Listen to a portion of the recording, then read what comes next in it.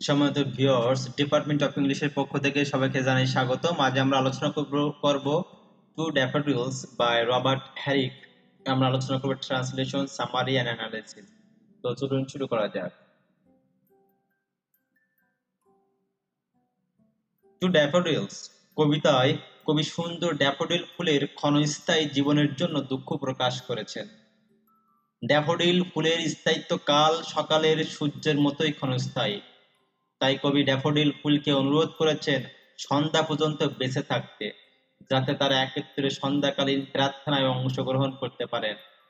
কবি আরো বলেছেন, এই পৃথিবীতে মানব জীবনও ড্যাফোডিল ফুলের মতো ক্ষণস্থায়ী। মানুষের জীবনের সর্বোৎকৃষ্ট সময় হলো যৌবন, যা বসন্তকালের মতোই ক্ষণস্থায়ী। মানুষ ও ড্যাফোডিল ফুলের ক্ষণস্থায়ী জীবন যেন গ্রীষ্মের এক পশলা বৃষ্টি এবং ভোরের শিশির, যা কখনোই দীর্ঘস্থায়ী হয় না। মোট কথা, কবি এই কবিতায় বোঝাতে চেয়েছেন যে সকল সৌন্দর্যই ক্ষণস্থায়ী। কবিতার যদি আমরা মূল্যায়ন করি, কাব্যিক মূল্যায়ন, তাহলে আমরা পাই দেহতাত্ত্বিক মর্মবাদী কবি। গায়করা জীবনের ক্ষণস্থায়িত্ব নিয়েই তাদের শিল্প সৃষ্টি করেন। জীবনের স্বরূপ, রস, আনন্দ, মহাকালের দৈর্ঘ্য কত হ্রস্ব, কত ক্ষীণ, তাই তারা তুলে ধরেন নানা উপমায়। রবার্ট হেরিকের টু ড্যাফোডিলস কবিতাটির বক্তব্যে সে সুরেই অনুরণন। কবি মানব জীবনকে উপমিত করেন ড্যাফোডিল ফুলের জীবনের সাথে।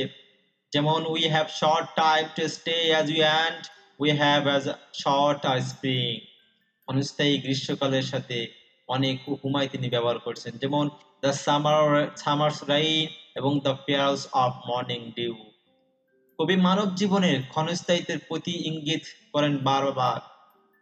ইংল্যান্ডে গ্রীষ্মকাল যেমন ক্ষণস্থায়ী, ভোরের শিশির যেমন সূর্যালোতে মুক্ত বরণ রঙে রঞ্জিত থাকে ঝরে পড়ার আগ পর্যন্ত, মানব জীবনও ঠিক তেমন।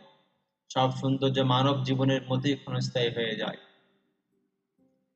সময় বহমান, দ্রুত বহমান জীবনও, তবে তার অবসান দিবসের মতো হ্যাস্টিং ডেই।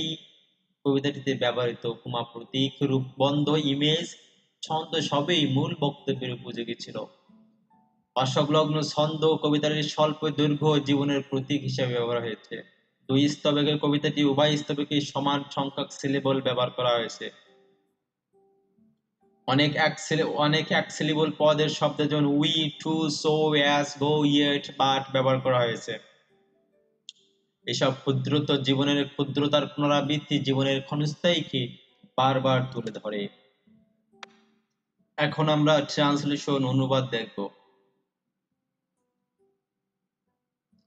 Fair daffodils we weep to see, শ্বেত শুভ্র ড্যাফোডিল, উজ্জ্বল ড্যাফোডিল, আমরা কাঁদি এটা দেখে যে, উই উইপ আমরা কাঁদি টু সি এটা দেখে যে, ইউ হ্যাস্ট অ্যাওয়ে সো সুন এত তাড়াতাড়ি তুমি চলে যাও, তুমি খুব দ্রুত চলে যাও। ড্যাফোডিল ফুলকে উদ্দেশ্য করে বলছে। As yet the early rising sun, এখনো ভোরের উদীয়মান সূর্য আছে। has not attained his noon, মধ্যাহ্ন যোগ দেয়নি এখনো পর্যন্ত। stay থাকো থাকো until the hasting day, যতক্ষণ পর্যন্ত ব্যস্ত দিন has run, চলে না যায়। but to the event song, সন্ধ্যা সঙ্গীত পর্যন্ত, and having prayed together we, এবং একত্রে প্রার্থনা শেষ করিয়া আমরা will go with you along, যাব তোমার সাথে। অর্থাৎ এই প্রথম স্তবকে যদি আমরা দেখি, তিনি বলছেন কবি যে মহাকালের তুলনায় মানুষের জীবন ক্ষণকালের। একটি দিনের তুলনায় ড্যাফোডিল ফুলের জীবনও ক্ষণকালের। তারা সকালে ফোটে এবং দুপুরে হবার আগেই ঝরে যায়। ড্যাফোডিল ফুলের জীবনকাল দেখে কবি তাই ব্যথিত। তিনি পরম মমতায় ড্যাফোডিল ফুলদের অন্তত সন্ধ্যা হওয়া অবধি বাঁচতে অনুরোধ করেন, যেন সন্ধ্যাকালীন প্রার্থনা শেষে কবি নিজে ফুলদের সাথে একত্রে ঝরে যেতে পারেন, মরে যেতে পারেন। কবি ড্যাফোডিল ফুলের জীবন ও মানুষের জীবনকে একই সমতলে নিয়ে আসেন। প্রথম স্তবক থেকে আমরা এটি পাই। দ্বিতীয় স্তবকে যাই। We have short time to stay as you, তোমাদের মতো আমাদেরকেও স্বল্প আয়ুষ্কাল। We have as short a spring, আমাদের জীবনও বসন্তের মতো সংক্ষিপ্ত। As quick a growth to meet decay, দ্রুত বৃদ্ধি যেন দ্রুত নিঃশেষ। অ্যাজ ইউ অর এনিথিং, তোমাদের বা অন্য কিছুর মতো। উই ডাই, আমরা চলে যাই। As you hours do and dry, যেমন করে তোমরা জীবন নিঃশেষ হয়ে যায় এবং অ্যাওয়ে শুকিয়ে যায়। Like to the summer's rain, গ্রীষ্মের বৃষ্টির মতো। Or as the pearls of mornings dew, কিংবা ভোরের শিশির বিন্দুর মতো। Ne'er to be found again, কখনো পুনরায় খুঁজে পাওয়া যায় না। যদি আমরা দ্বিতীয় স্তবকটিকে আবারও বলি বা এর সংক্ষেপে বলি, প্রথম স্তবকে ফুল ও মানুষের জীবনের যে উপমায় কবি ফুল ও মানুষের জীবনকে সমান্তরাল করেন, সেই উপমাটিকেই আরো দুটি উপমা দিয়ে মূল বক্তব্যকে বেগবান করেন। গ্রীষ্মের বৃষ্টি ক্ষণস্থায়ী, ভোরের শিশির বিন্দু আলোয় মুক্তা হতে না হতেই ঝরে পড়ে, অদৃশ্য হয়ে যায়। সবকটি উপমায় মহান জীবনের ক্ষণস্থায়ীর কথা বলা হচ্ছে। অর্থাৎ আমাদের জীবন যে ক্ষণস্থায়ী, আমাদের যৌবন যে ক্ষণস্থায়ী, সবকিছুর কথা বলা হচ্ছে। আমরা যে কোনো মুহূর্তে যে কোনো সময় মারা যেতে পারি। পাচ্ছেন আমাদের জীবন খুবই সংক্ষিপ্ত, যৌবন খুবই সংক্ষিপ্ত। আমরা ড্যাফোডিল ফুলের মতো, যে ফুল সকালেই ফোটে আবার সকালেই শেষ হয়ে যায়, সেটা দুপুর পর্যন্তও যায় না কিংবা সন্ধ্যা পর্যন্তও যায় না। কবি বলতে চাচ্ছেন, সে ফুলকে অনুরোধ করছেন যে হ্যাঁ, তুমি দুপুর পর্যন্ত থাকো কিংবা সন্ধ্যা পর্যন্ত একসাথে নাই, প্রার্থনা করে চলে যাব। কিন্তু কবি জানে এই ফুল আসলে অতক্ষণ দীর্ঘ থাকবে না। অর্থাৎ কবি বোঝাতে চাচ্ছেন যে এত সংক্ষিপ্ত জীবন, খুবই শর্ট সময়, আমাদের খুবই শর্ট, আমাদের যৌবনও খুব শর্ট। যেমন হচ্ছে বসন্ত যত শর্ট, বসন্ত যত শর্ট, সেটাই বলছে। আমরা এখন আলোচনা করব লাইফ অ্যান্ড অক্স, অর্থাৎ রবার্ট হেরিকের লাইফ অ্যান্ড অক্স আলোচনা করব। রবার্ট হেরিকের জন্ম 1591 সালে লন্ডনে। তার পিতা নিকোলাস ছিলেন একজন ধনী কামার। রবার্ট হেরিক ছিলেন তার পিতামাতার সপ্তম সন্তান। 1592 সালে নিকোলাস হেরিক তার 4 তলা বাসস্থানের জানালা হতে লাফিয়ে নিচে পড়ে আত্মহত্যা করেন। হেরিকের বিদ্যালয়ে গমনের কোনো সংবাদ মেলে না, তবে অনুমান করা হয় যে তিনি ওয়েস্টমিনিস্টার বিদ্যালয়ে ভর্তি হয়েছিলেন। কিন্তু 1607 সালে হেরিক তার চাচা উইলিয়াম হেরিকের কামারশালায় শিক্ষানিবাস হিসেবে যোগ দেন। রবার্ট হেরিক সেন্ট জন কলেজ, ক্যামব্রিজ হতে 1617 সালে কলা বিভাগে স্নাতক ডিগ্রি নেন আর্টস থেকে। আর 1620 সালে কলা বিভাগ থেকে এমএ ডিগ্রি লাভ করেন। কলা বিভাগ বলতে আর্টস বুঝি। যৌবনে হেরিক ভালোবাসতেন সোরা রমণী আর সঙ্গীত। তিনি ছিলেন বেন জনসনের মানসপুত্র। জীবিকার জন্য তিনি ধর্মযাজক হয়েছিলেন। জীবন শায়ারের পাদ্রী পদে যোগ দিয়েছিলেন, তবে এ কাজে তার বিন্দুমাত্র উৎসাহ ছিল না।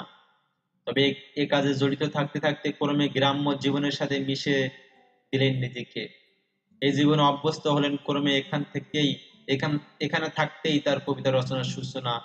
2 খণ্ডে রচিত হলো তার কাব্য নোবেল নাম্বারস 1648 এবং হেসপ্রোডিস। হেরিকের রচনার মূলত ক্ষুদ্র কবিতার কাব্য সংগ্রহ। এসবই এলোমেলোভাবে সাজানো, এই সুমধুর এলোমেলো ভাবেটাই তার কাব্যকে মহিমা প্রদান করেছে।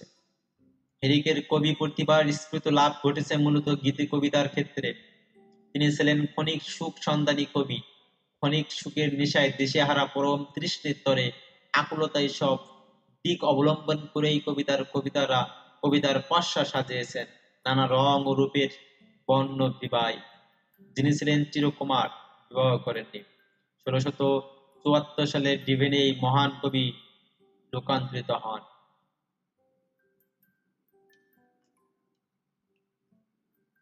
তো এই ছিল টু ড্যাফোডিলস কবিতার সামারি অ্যানালিসিস, কবিতাটির বাংলা অনুবাদ এবং কবিতাটির কবির লেখকের লাইফ অ্যান্ড সংক্ষিপ্ত তার কর্মপরিচিতি আলোচনা করলাম। তো আজ এই পর্যন্তই। অন্য একদিন অন্য কোনো বিষয় নিয়ে আবারও আপনাদের সামনে হাজির হব। ততদিন সুস্থ থাকুন, ভালো থাকুন। Dear viewers, this is Tanzil Islam with you. Today I'm gonna talk about confidence. What is the meaning of confidence? How way you will build up your confidence level? It's very interesting topic for modern era. Nowadays the world is going on sense, so you have to change your mindset. What is confidence meaning? The meaning of confidence came from Cambridge, according to Cambridge Dictionary. can bridge the meaning of confident to build up your confidential label in your mindset, or certainty or power of energy or belief to yourself. Dear viewers, I make sure you that what is the real meaning of confidence.